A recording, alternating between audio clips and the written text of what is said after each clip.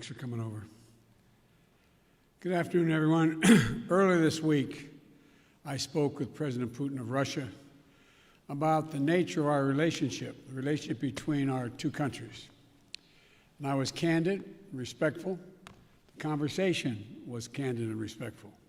Two great powers with significant responsibility for global stability.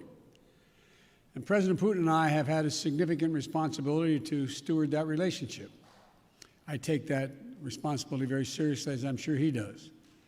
Russia and Americans are both proud and patriotic people. And I believe the Russian people, like the American people, are invested in a peaceful and secure future of our world.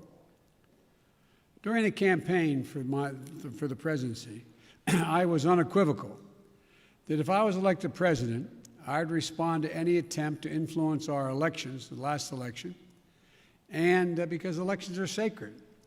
They're sovereign undertakings, and they're an expression of the will of the American people. And we cannot allow a foreign power to interfere in our democratic process with impunity. And I told them if it turned out that as I thought, that there was engagement in our elections, that I'd respond. Later, during the transition, as we learned more about the SolarWinds cyber intrusion, I made clear that I would respond once we determined who had, in fact, conducted a hack on the scope and scale that occurred.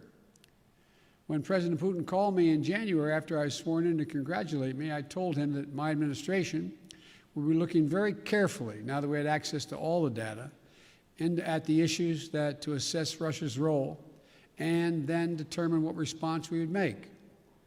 When we spoke again this week, I told him that we would shortly be responding in a measured and a proportionate way because we had concluded that they had interfered in the election and SolarWinds was totally inappropriate.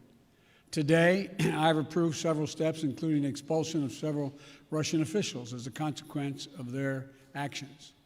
I've also signed an executive order authorizing new measures, including sanctions to address specific harmful actions that Russia has taken against U.S. interests. I was clear with President Putin that we could have gone further, but I chose not to do so. I chose to be proportionate. The United States is not looking to kick off a cycle of escalation and conflict with Russia. We want a stable, predictable relationship. If Russia continues to interfere with our democracy, I'm prepared to take further actions to respond. It is my responsibility as President of the United States to do so.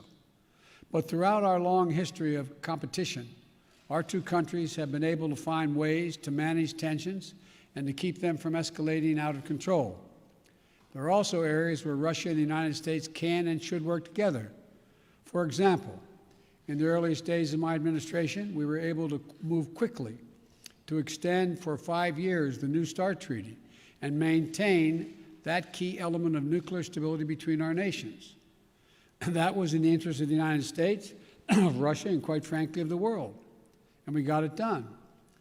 When I spoke to President Putin, I expressed my belief that communication between the two of us personally and directly was to be essential in moving forward to a more effective relationship, and he agreed on that point.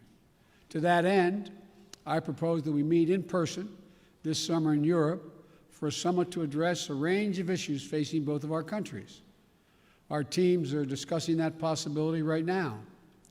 And out of that summit, were it to occur, and I believe it will, the United States and Russia could launch a strategic stability dialogue to pursue cooperation in arms control and security. We can address critical global challenges that require Russia and the United States to work together, including reining in nuclear threats from Iran and North Korea, ending this pandemic globally, and meeting the existential crisis of climate change.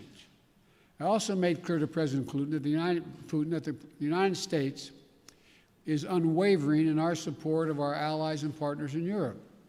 In that vein, I expressed concern about Russia's military buildup on Ukraine's border and in occupied Crimea.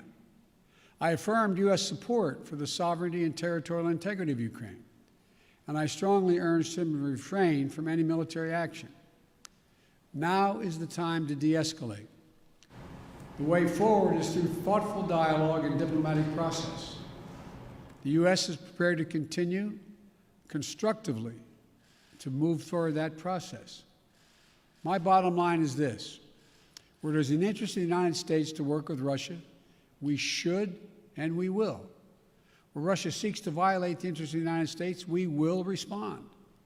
We'll always stand in defense of our country, our institutions, our people, and our allies. Thank you very much for your time. Mr. President, did President Putin give you any indication in that call that he is willing to change his behavior? We indicated we would talk about it. I laid out, as I said, very simply. I said during the campaign, I said when he called to congratulate me on being elected, I said subsequent to that, this last conversation, that if it turned out that he was engaged in the activities that he'd been accused of in cybersecurity and solar winds and interfering in our elections, that I would respond in kind. I urged him to respond appropriately, not to exceed it, because we can move as well. My hope and expectation is we'll be able to work out a modus vivendi, but it's important that we have direct talks and that we continue to be in contact with one another. Thank you. Mr. President, do you expect to have a summit? Pardon me? Why not Nord Stream? Why didn't you go with the sanctions on Nord Stream 2, Mr. President? Nord Stream 2 is a complicated issue affecting our allies in Europe. I've been opposed to Nord Stream 2 for a long time, from the beginning, when I was out of office, and even before office, before I left office as vice president. But that still is an issue that is in play. Thank you very much.